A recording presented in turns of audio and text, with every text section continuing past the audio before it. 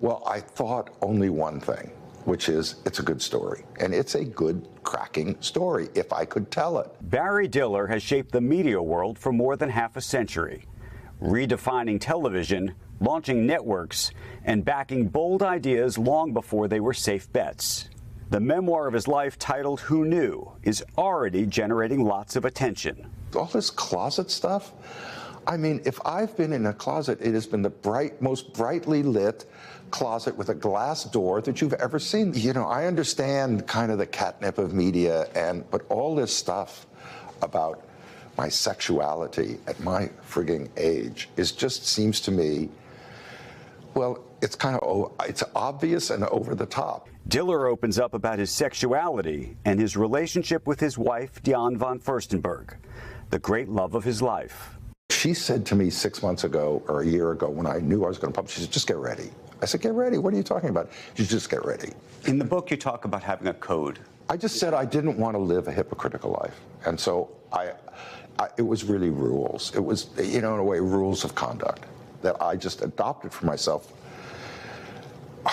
Interestingly, when I was like 20, 21, 20, somewhere around that period, I knew enough. And I said, well, there are things I will do and I won't do.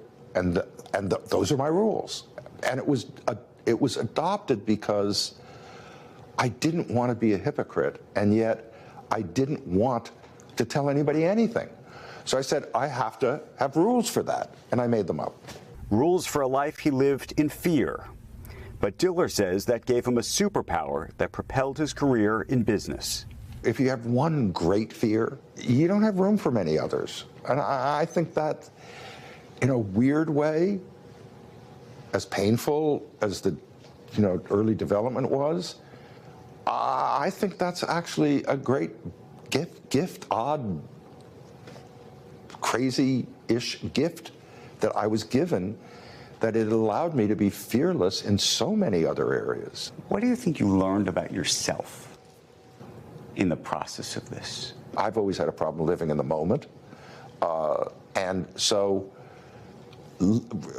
doing it, actually, it's living in the old moments, since I didn't really live in those moments at the time, was kind of fun for me. And I learned things in the process of doing it that I had never known.